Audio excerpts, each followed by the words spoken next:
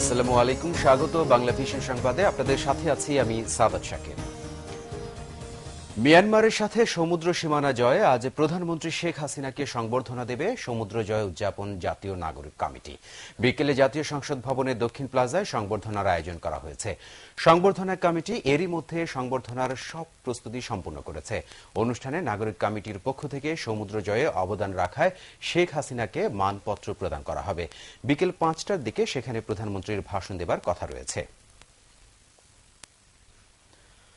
গণতন্ত্রকে গুম করার ষড়যন্ত্রের অংশ হিসেবে ইলিয়াস আলীর মতো প্রতিবাদী নেতাদের গুম করা হচ্ছে বলে অভিযোগ করেছেন বিএনপির স্থায়ী কমিটির সদস্য ড খন্দকার মোশাররফ হোসেন।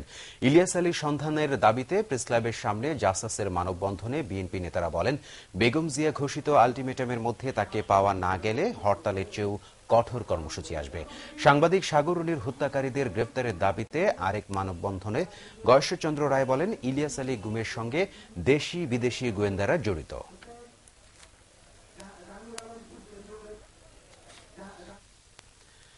নিখোঁজ ইলিয়াস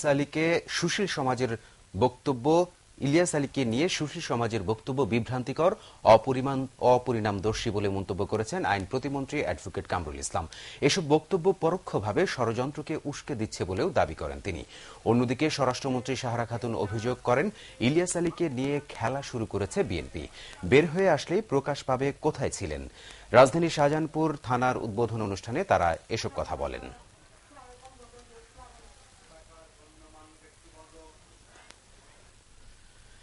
এবারের বাজেটে কৃষি খাতে ভর্তুকি কমবে বলে জানিয়েছেন অর্থমন্ত্রী আবুল মাল আব্দুল মুহিত। সংশোধিত বাজেটের কৃষি ভর্তুকি 10,000 কোটি টাকা থেকে 7,500 কোটিতে নামিয়ে আনার ইঙ্গিত দিয়েছেন তিনি। শুক্রবার সচিবালয়ে এক আলোচনা সভায় 55 দফা সুপারিশ তুলে ধরেছেন কৃষি ও গণমাধ্যম ব্যক্তিত্ব শাইখ সিরাজ। সাংবাদিক দম্পতি সাগর রুনির খুনিদের গ্রেপ্তারের দাবিতে রাস্তায় নেমেছে ব্লগাররা। সব সচেতন নাগরিককে এই আন্দোলনে সম্পৃক্ত হওয়ার পাশাপাশি বিচার না হওয়া পর্যন্ত আন্দোলন চালিয়ে যাওয়ার অঙ্গীকার ব্লগারদের। পুলিশের 2.5 মাসের তদন্তের ব্যর্থতার পর উচ্চ আদালতের নির্দেশে সাগর রুনি হত্যা তদন্তের ভার এখন র্যাবের কাঁধে। 3.25 মাসের মাথায় কবর থেকে লাশ তুলে দ্বিতীয় দফায় তদন্ত শুরু হয়েছে।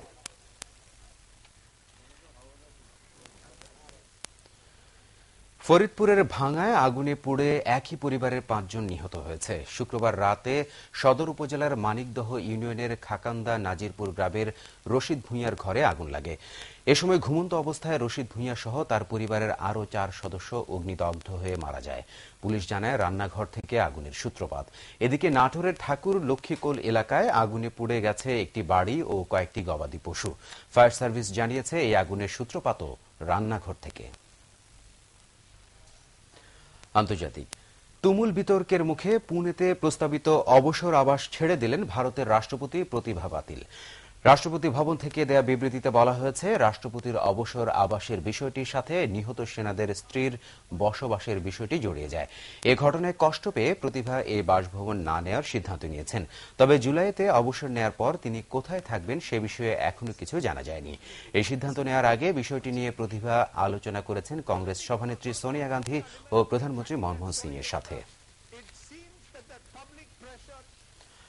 খেলার খবর, ডমিনিকা টেস্ট। ডমিনিকায় তৃতীয় ও শেষ টেস্টে ওয়েস্ট ইন্ডিজকে 75 রানে হারিয়ে 3 ম্যাচের সিরিজ 2-0 জিতে নিয়েছে অস্ট্রেলিয়া। কাল শেষ দিনে জয়ের জন্য 5 উইকেট হাতে নিয়ে ক্যারিবিয়ানদের দরকার ছিল 197 রান। কিন্তু কঠিন চ্যালেঞ্জটি মোকাবেলা করতে নেমে আগের দিনের 173 রানের সাথে 7 রান যোগ হতেই অজি অধিনায়ক ক্লার্কের চতুর্থ শিকার হন ডেভ নারায়ণ। অজি বোলিংয়ের তোপের মুখে একাই লড়ে যান ক্যারিবিয়ান অধিনায়ক ড্যারেন সামি। তার 61 রানে 294 শেষ হয় স্বাগতিকদের দ্বিতীয় ইনিংস। 86 রানে 5 উইকেট নেন ক্লার্ক। প্রথম ইনিংসে সেঞ্চুরি করে অস্ট্রেলিয়ার ওয়ার্ডে হন ম্যাচ সেরা। চন্দ্রপল জেতেন সিরিজ সেরা পুরস্কার। অস্ট্রেলিয়ার সেন্ট লুসিয়ায় প্রথম টেস্ট জিতে নেওয়ার পর ব্রিজটাউনে বৃষ্টিতে ড্র হয় দ্বিতীয় টেস্ট। এর আগে দুই দলের ওয়ানডে সিরিজ টাই হয় 2-2। টি-20 সিরিজ ড্র হয় 1-1। এই ছিল এখনকার মতো। আমাদের পরবর্তী সংবাদ বেলা 12টায় দেখার আমন্ত্রণ রইল। এছাড়া দেশ বিদেশের সর্বশেষ সংবাদ সবার আগে